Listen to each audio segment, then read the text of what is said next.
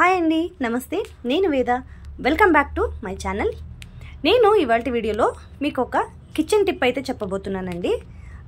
చాలా అయితే బోరింగ్ చేయను, కానీ చాలా యూస్ఫుల్ అని అనిపించింది ఈ టిప్, అందుకే షేర్ చేస్తున్నానండి. ఇక్కడ ఒక బౌల్ తీసుకున్నాను. నేను బౌల్ తీసుకొని ఇందులో కొద్దిగా వేడి నీళ్ళు పోసుకున్నానండి. బాగా వేడి నీళ్ళు, అందులో కొద్దిగా ఉప్పు వేసుకున్నాను. తర్వాత మనం గిన్నెలు తోముకోవడానికి పెట్టుకుంటాం కదండి, ప్రిల్ కానివ్వండి, విమ్ జెల్ కానివ్వండి, లేకపోతే సర్ప్ అయినా సరే, మీకు ఏది అవైలబుల్గా ఉంటే అది 1/2 స్పూన్ దాకా వేసుకోవాలి ఇందులోకి. అలాగే వంట సోడా 1 టీ స్పూన్ దాకా వంట సోడా వేసుకోవాలి. మనం బజ్జీలోకి, బొండోలోకి అంతా వాడుకుంటాం కదండి. అందరి ఇళ్లలో వంట సోడా అనేది చాలా ఇళ్లలో అవైలబుల్గానే ఉంటుంది కదా. అలాంటి వంట సోడాని 1 టీ స్పూన్ దాకా మీరు వేసుకోవచ్చు. సో ఇక్కడ నేను కొంచెం ఎక్కువ వేసుకుంటున్నాను, ఎందుకంటే ఇది పాతది అయిపోయింది కదా, అది పడేయకుండా ఇలాంటివి క్లీన్ చేసుకోవడానికి నాకు యూజ్ అవుతుందని చెప్పి అది డేట్ ఎక్స్పైర్ అయిపోయింది, అందుకే పడేయకుండా పెట్టుకున్నాను అనమాట అది. సో ఇప్పుడు ఇందులోకి నేను నూనె డబ్బా మూతని వేస్తున్నాను. ఇక్కడ మీరు చూస్తున్నారు కదా ఎంత గలీజ్ అయిపోయింది చాలా, ఎందుకంటే నేను ఇది గ్యాస్ పక్కనే పెట్టుకుంటున్నాను కాబట్టి జిడ్డు చాలా ఉంటుంది. నేను వారానికి ఒకసారి తప్పకుండా కడగాలి. ఒకవేళ నేను ఏమన్నా నెల దాకా వదిలేసానంటే ఇంత గలీజ్గా అయిపోద్ది అనమాట. సో అందుకే నేను ఇప్పుడు దీన్ని కడిగి చూపిద్దామని చెప్పి ఒక డెమో కోసమని ఈ వీడియో చేశాను. సో వీడియో అయితే బాగా నాకైతే చాలా సాటిస్ఫాక్షన్ అని అనిపించింది, యూస్ఫుల్ అని కూడా అనిపించింది అనమాట.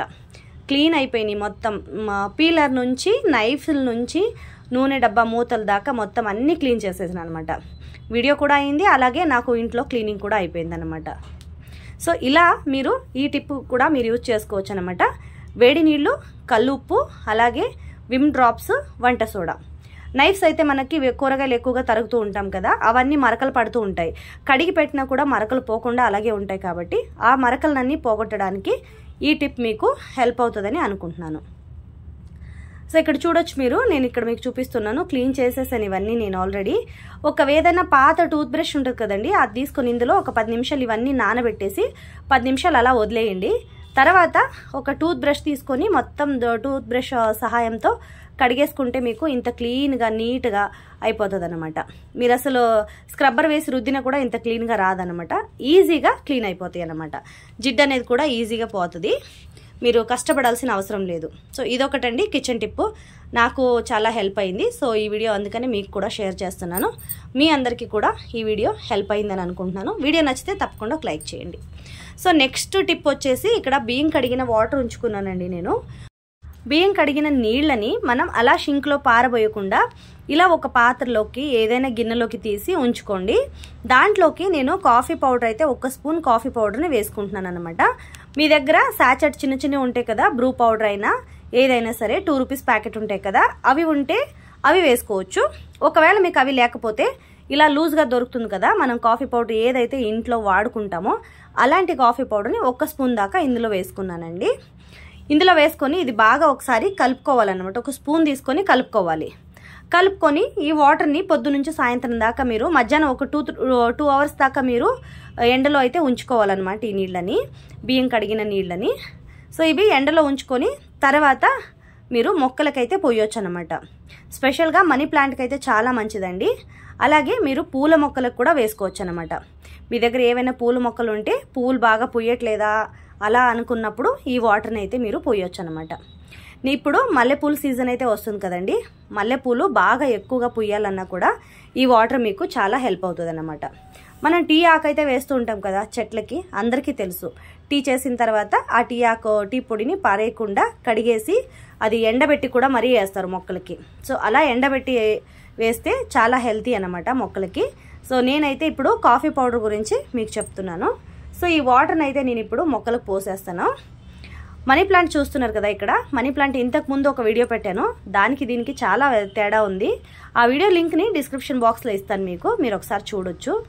మొత్తం కట్ చేసేసాను. మనీ ప్లాంట్ అయితే చాలా వచ్చింది కదా, గుమ్మం పైన దాకా వచ్చింది కదా, దాన్ని మొత్తం కట్ చేసేసి ఇప్పుడు నెక్స్ట్ దాన్ని హైట్గా పెంచకుండా కింద మనకి పాట్లోనే బుషిగా పెంచుదామని అనుకుంటున్నాను. అలా పెంచాలి అని అనుకునే వాళ్ళు పైన దాకా, అంటే చాలా ఎక్కువగా హైట్ పెరిగిందంతా కట్ చేసేయండి. దారం సహాయంతో కానీ కట్టకుండా దాన్ని ఇలా మొత్తం పాట్ లోపలికి వేసి చుట్టేయండి. పాట్లో ఆ వేర్లు ఉంటాయి కదా, ఆకున ఎలా వేర్లు ఉంటాయి కదా, ఆ వేర్లన్నీ పాట్ లోపలికి వచ్చేటట్టు చుట్టేయండి. అలా చుడితే కనుక మీకు కొత్త చిగుర్లు అనేవి బాగా తొందరగా వస్తాయి.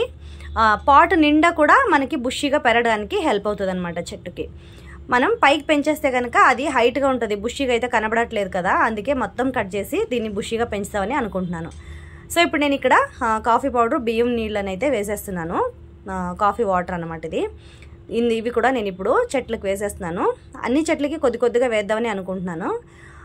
చెట్టు అయితే కొంచెం కలర్ కూడా మారిందండి. ఇది కట్ చేశాను, కట్ చేసిన తర్వాత అయితే కొంచెం కలర్ మారింది, బాగా కొంచెం గ్రీన్గా వస్తుందన్నమాట.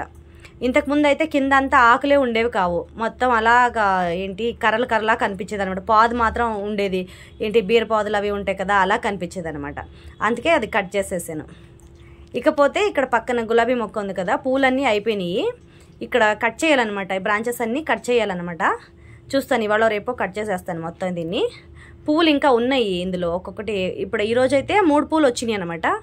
రోజు 4-5 పూలు అయితే రోజు వచ్చేవి.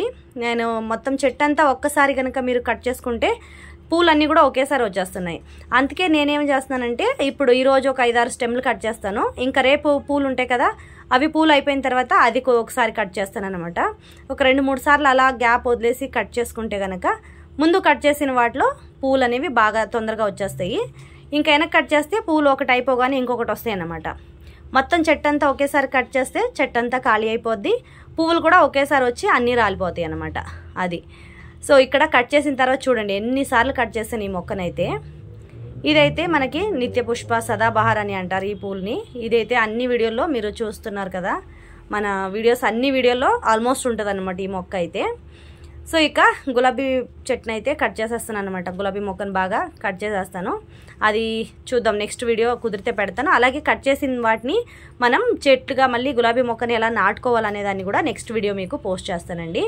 ఈ పక్కన చూడండి మనీ ప్లాంట్ అయితే ఇది అంతే, మొత్తం తీసేసాను.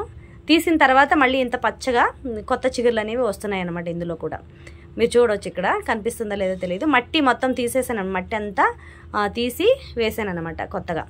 కొత్తగా వేసిన తర్వాత ఇలా వచ్చింది బాగా పచ్చగా. అంటే మనీ ప్లాంట్ని బాగా ఎండలో పెట్టకుండా కొంచెం నీడలో పెడితే కనుక రంగు అనేది మారకుండా ఉంటుంది అన్నమాట. సో మనీ ప్లాంట్ని కుదిరినంత వరకు నీడలో పెట్టుకుంటే చాలా మంచిది. మీరు ఎండలో కనుక పెడితే ఆకులన్నీ ఎల్లోయిష్గా అయిపోతున్నాయి అన్నమాట. సో అందుకే కొంచెం నీడన పెట్టి పెంచుకోవచ్చు మీరు. సో చూసారు కదండి ఇవాళ వీడియో అయితే ఇది. వీడియో కనుక నచ్చితే తప్పకుండా లైక్ చేయండి, షేర్ చేయండి. మరెన్నో ఇలాంటి కొత్త వీడియోల కోసం మన ఛానల్ని సబ్స్క్రైబ్ చేసుకోండి. గార్డెన్ వీడియోస్ అయితే ఎక్కువగా పోస్ట్ చేస్తూ ఉంటానండి మన ఛానల్లో. ఎవరికైనా ఒకవేళ గార్డెన్ వీడియోస్ హెల్ప్ అవుతాయని అనుకుంటే తప్పకుండా వీడియోని షేర్ చేయండి, తెలిసిన వాళ్ళకి షేర్ చేయండి. అలాగే వీడియో చూడగానే తప్పకుండా ఒక లైక్ చేయండి, వీడియో నచ్చితే లైక్ చేయండి. థ్యాంక్ యూ సో మచ్ అండి అందరికీ. కీప్ వాచింగ్ ఎంత అందమైన జీవితం.